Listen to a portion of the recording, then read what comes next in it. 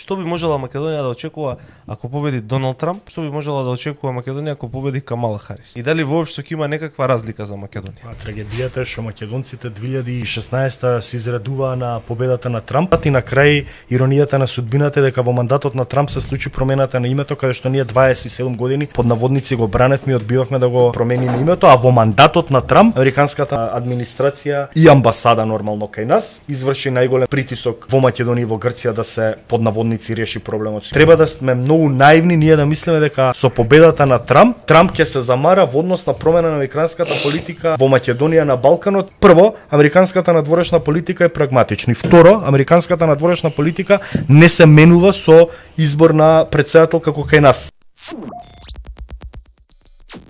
Што би можела Македонија да очекува ако победи Доналд Трамп? Што би можела да очекува Македонија ако победи Камала Харис?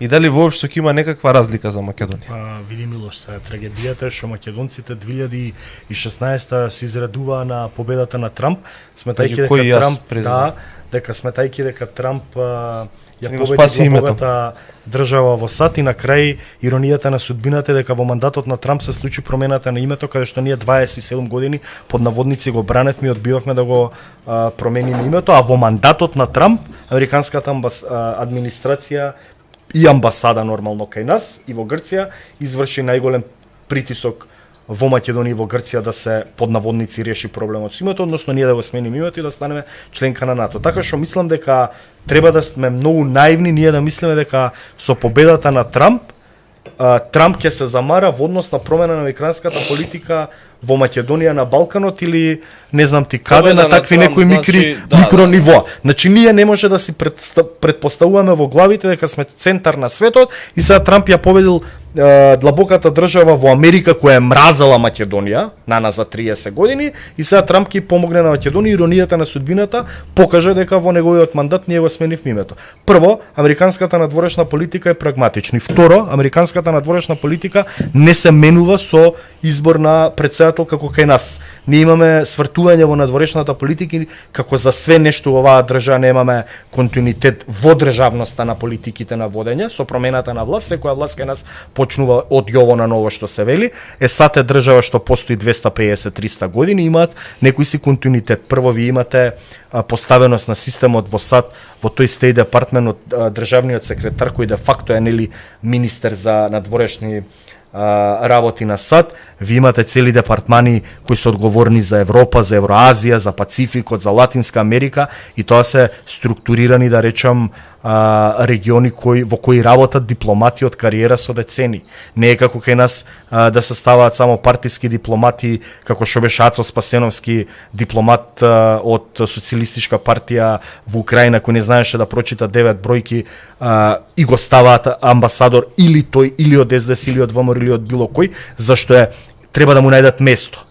Ќе го сменат него Жерновски, гледам се амбасадор во Романија, па тоа ли се луѓе што треба да бидат амбасадори на Македонија? Бил пратеник, бил градоначалник и на крај треба да заврши амбасадор. Сакам да кажам, САД е не 10 пати, туку ние сме тие кои што сме. САД е сериозна земја во однос на таа американска надворешна политика и затоа мислам дека не треба ние толку да мислиме дека победата на Трамп или победата на Камала Харис ќе дојде или донесе до некое значително свртување во однос на политиката на САД кон Македонија. Тоа се гледа во регионален контекст. Македонија стаена во регионален контекст, да речеме во земјите на Западен Балкан во однос како што САД ги третираат за да додат во правецот кон Европската унија или во контекст на тоа што Македонија е членка на НАТО алијансата.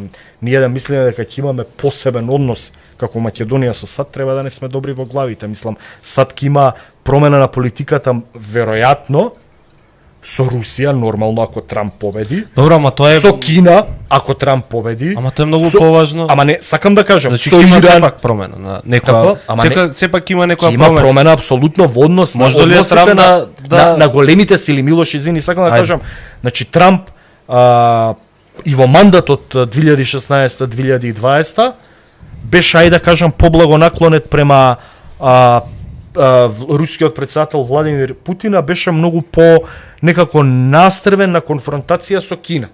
Веројатно од економска гледна точка он велеше дека противник под наводници на САД не е Русија во меѓународниот свет, туку тоа е Кина, бидејќи Кина многу брзо технолошки и економски напредува и дека ќе го земе приматот на САД. Трамп проба условно кажано да ги реши севернокорејските односи со Јужна Кореја. Он беше единствен американски претседател што направи официјална средба со севернокорејскиот претседател за кој никој не веруваше. Од тој аспект повеќе он ја водеше и шоуменски таа политика и нормално дека ќе има разлика во надворешната политика, особено пошто станува збор за ликот и делото на Трамп. Ние немаме двајца предвидливи кандидати од републиканците или од демократите, па да мислиме дека ќе имаме унисона политика на САД во однос на тоа, без разлика дали би станал демократ. Морам да те прекинам. Само уште ова да кажам.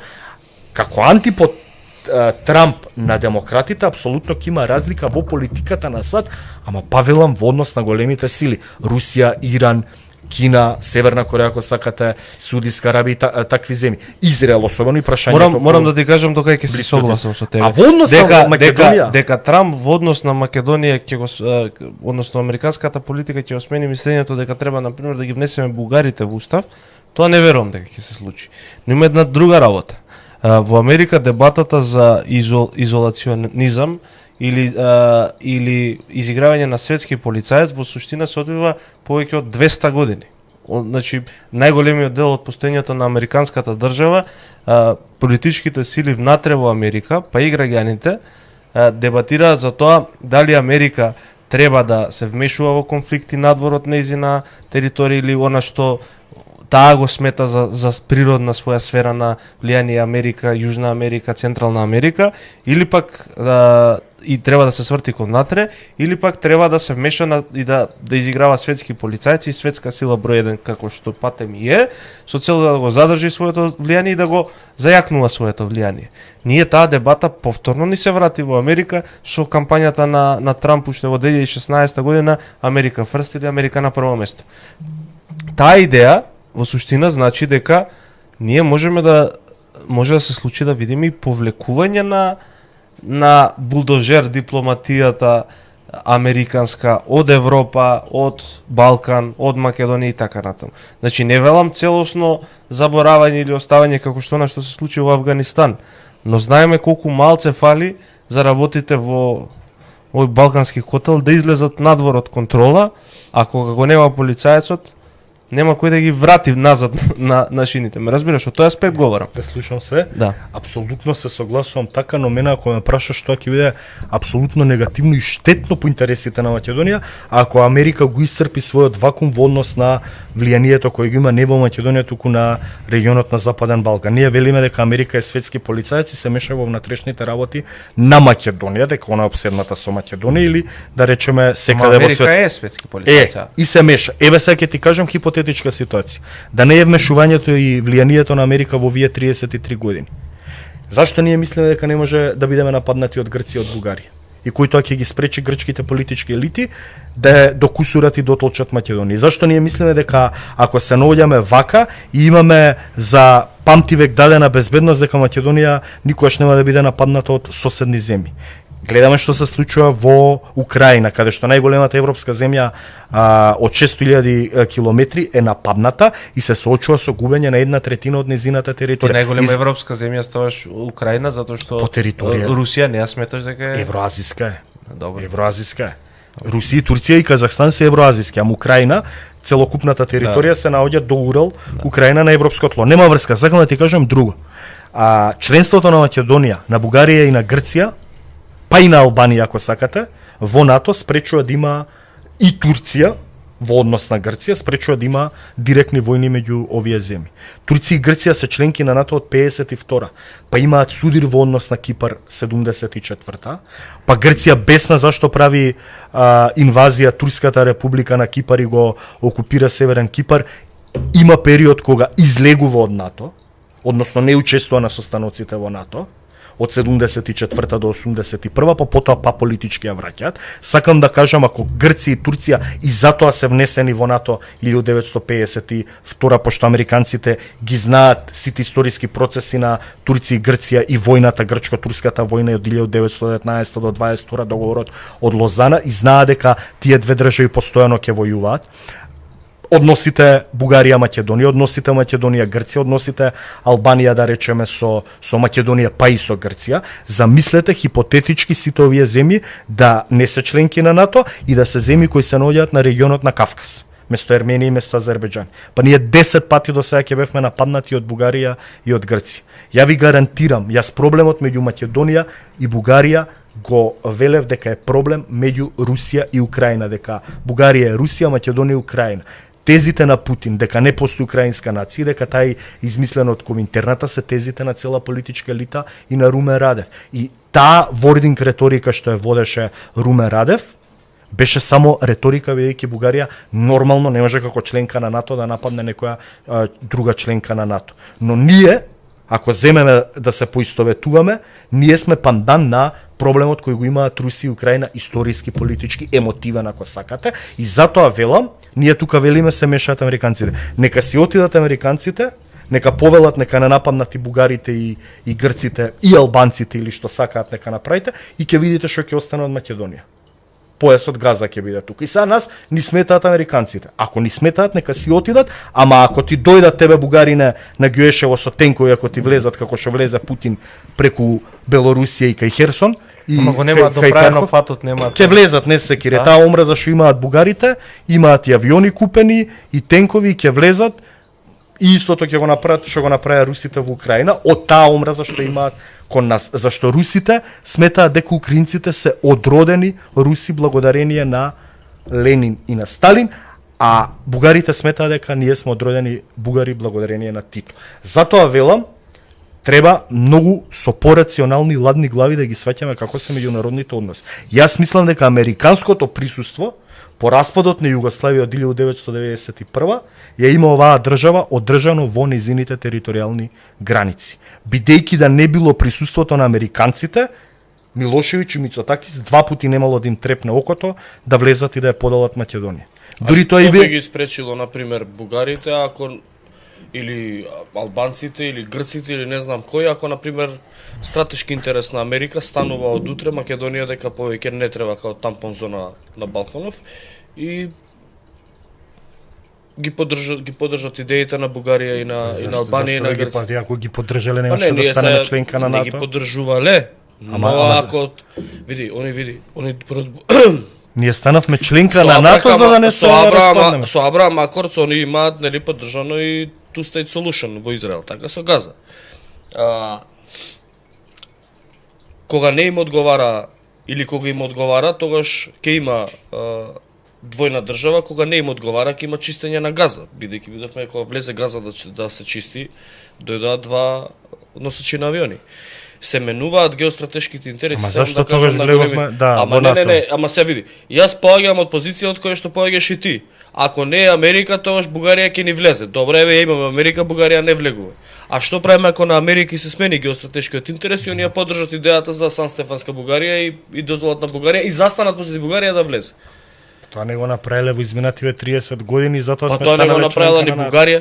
Па Бугарија. Сега да ти кажам. Прашањето дали може да се промени? Може да се промени сега. Не, апсолутно сега не бидејќи сме членки на НАТО. Дали дека сме до ова сакав да стигнеме, затоа што сме членки на НАТО. Дали мислиш дека бидејќи сме членки на НАТО, Македонија имала капацитет да се одбрани извини од нападот на Милошевиќ и на Грција? Ирелевантно е како ќе се движи надворешната политика на Америка. По однос на безбедност, по однос на безбедноста на Македонија. По однос на политичкото влијание се согласувам дека има релевантност како ќе се однесува Трамп и неговата тоа се согласувам. Затоа што јас мислам дека платформата на Доналд Трамп не е Америка светска сила, светска суперсила по секоја цена. Не, обратно е да се свртат према тие да се свртат кон себе и да ги напуштат трошоците кои што ги имаат издатоците на даношните врзници во Америка низ светот. И мислам дека они ќе поддржат, можеби ќе поддржат неколку конфликти кои што им одговараат, на пример ќе го поддржи израелскиот конфликт, да, ќе го одбрани Израел, но мислам дека ќе се повлече од Украина. Мислам дека ќе се повлече од поддршката што им се дава на оние малцинства на горно и така натаму. Како беа тие Тие веќе се завршени? Не, се завршени. Сега имаше пред месец дена имаше Абхазија и Јужна Осетија.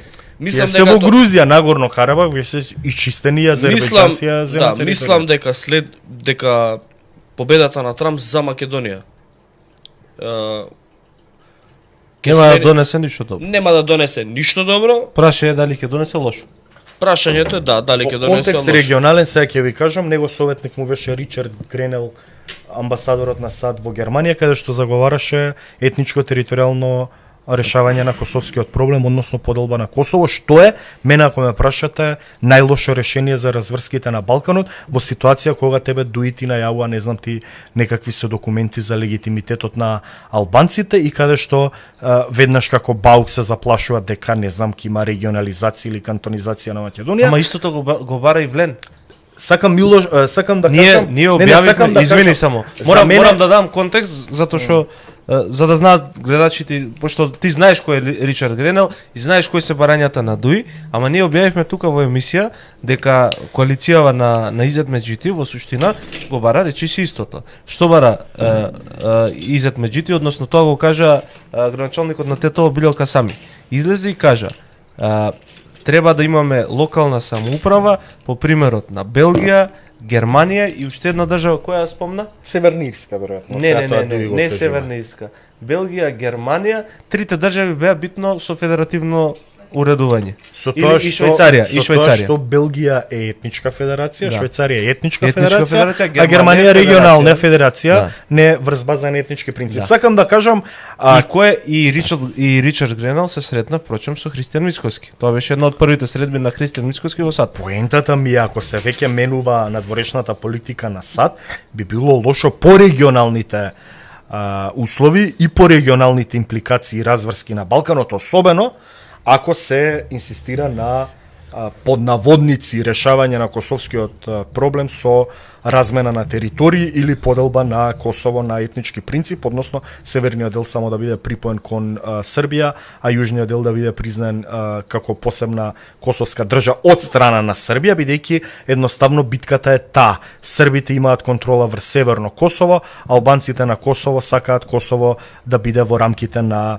косовските граници, членка на Обединетите нации, и сега ако се стави маса на предлог на маса да се подели Косово, тоа може да има регионални импликации врз Босна и Херцеговина и Македонија. Од тој аспект сакам да кажам дека не би било добро за Македонија. Значи ние секогаш мора да гледаме од наш личен и државен интерес.